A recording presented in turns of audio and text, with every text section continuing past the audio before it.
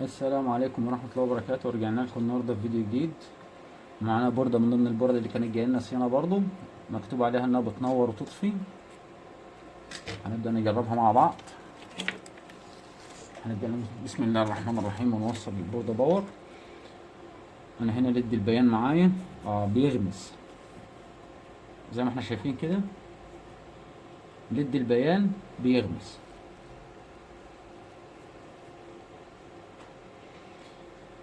هنبدأ نرفع الفولتيات بتاعتنا من على البوردة.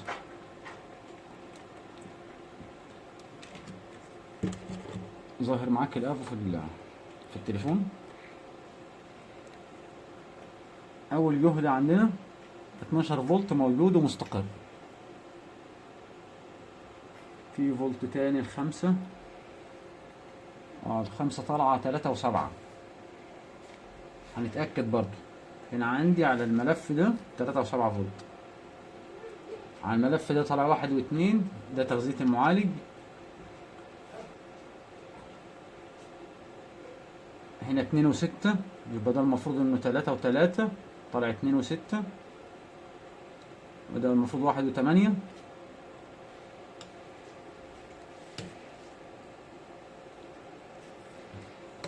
مش موجود، بيطلع 1 و6 ويختفي. شايفين؟ طيب يبقى اذا ده جهد ال5 فولت. انا كده عندي مشكلة بجهد ال5 فولت. كده جهد ال5 فولت طلع 3.6. وزي ما احنا شايفين الليد بيغمز معانا. هنعمل ايه في حاجة زي كده؟ هنروح على الباور سبلاي بتاعنا ونظبط 5 فولت، ونظبطه على وضع ال5 فولت. وهنجيب البروب بتاعنا ونثبته.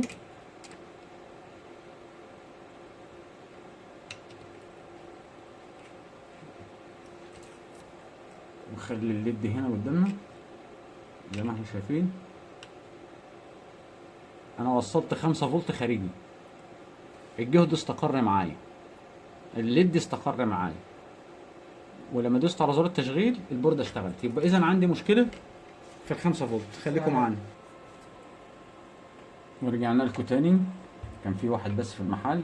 يبقى اذا هنا عندنا مشكلة في ال5 فولت بتاعت البوردة نفسها. هنبدأ ندخل تحت الميكروسكوب ونقول بسم الله الرحمن الرحيم، ونتوجه لمنطقة ال5 فولت. ادي اي سي ال5 فولت.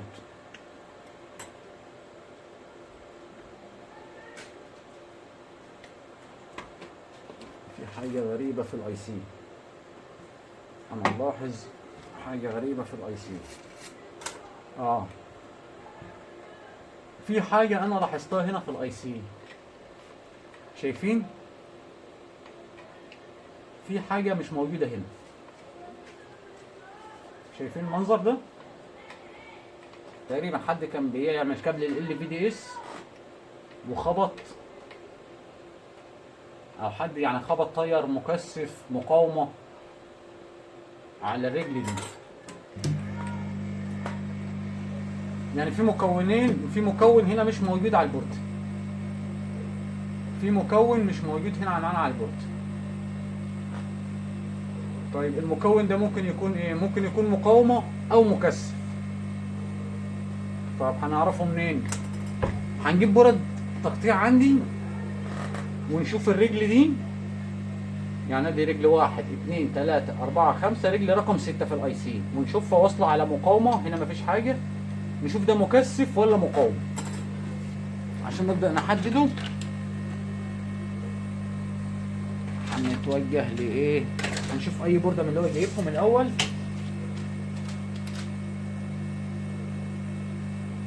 هنا ديت معدية من تحت البوردة.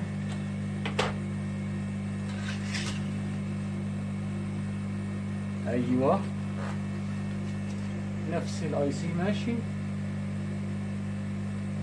مقاومة وفي هنا مكثف، يعني مقاومة مكثف، واصل على مقاومة مكثف. الرجل رقم 6 دي تعتبر مقاومه فيوزيه. تمام. يبقى المكثف اللي مش موجود معانا على البورده، يبقى اذا اللي طاير على البورده دي مكثف.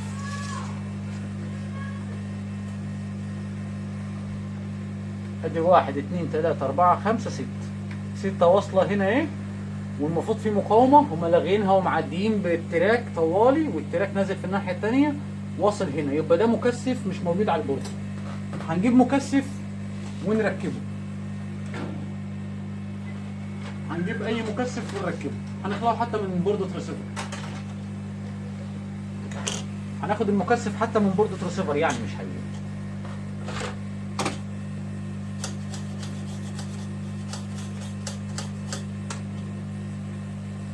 اتمنى انكم تكونوا خدتوا بالكم من اللي انا بتكلم فيه. هناخد المكثف ده،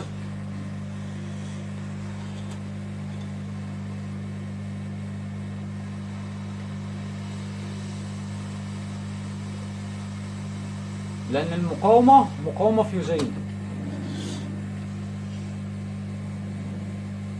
فعشان كده ملغيه هنا، لان المفروض في مقاومه وبعد كده تخش على المكثف على التراك.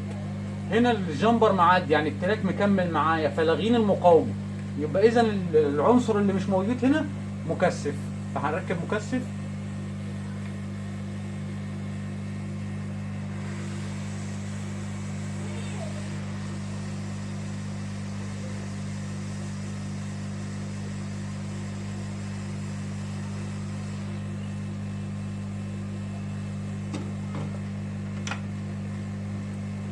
بسم الله كده ونركب المكثف بتاعنا ونتست وربنا يسهل الحال.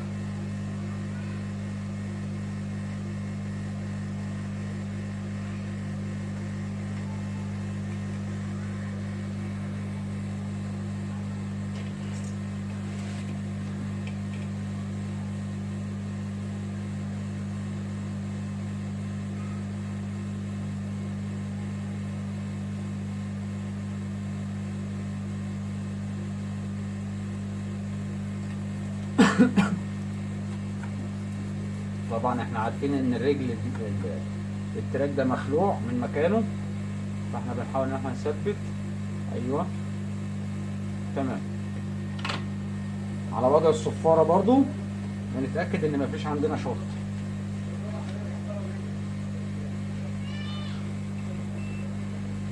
كده تمام. تعالى لي هنا يا عم. خليكم على السلامه. ورجعنا لكم تاني بعد ما ركبنا المكثف. كان في حد بس دخل المحل زي ما احنا شايفين هنا على الميكروسكوب. احنا ركبنا المكثف ده ما كانش موجود على البورده، فهنبدا نسمي الله كده ونوصل. ده اول اختبار للشاشه. بسم الله الرحمن الرحيم.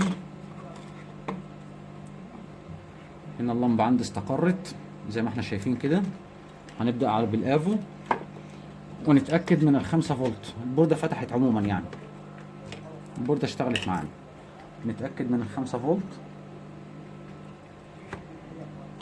ظاهر الافو معاك. 5 فولت استقرت معانا، وادي الواحد واثنين موجودة تمام، وادي التلاتة وتلاتة، وادي الواحد وتمانية. انا كانت مشكلتي كلها في مكثف صغنن، مكثف سيراميك من الصغيرين، طار من على البوردة. البوردة ديت كانت هتترمي يعني، هو راكنها عندي بقالها حوالي 6 7 شهور وكان فقد فيها الامل. والعطلة حاجة بسيطة جدا، ترفع قياساتك مظبوط هتقدر تحدد عطلك. اي حد هيروح هيرفع على طول الاي سي من مكانه، وهيعوض بدايره ستيب داون، او هيجيب اي سي جديد من بورده ثانيه وهيركبه مش هتشتغل. لازم تركز جدا وكويس جدا جدا جدا في كل خطوه بتعملها. انا ما جيتش ناحيه البورده في حاجه، انا كل اللي عملته فيها غيرت مكثف، ركبت مكثف مكان اللي طاير. عرفت منين ان المكثف طاير؟ من بورده شبيهه له. وعرفت منين ان مفيش مكثف وان المكثف ده طاير؟ لما بصيت على الميكروسكوب وضح معايا كل حاجه. هنبدا نسمي الله ونعمل تيست على الداتا بالمره عشان نتاكد انها مطلعه داتا. ده اول اختبار للداتا كمان. بسم الله الرحمن الرحيم.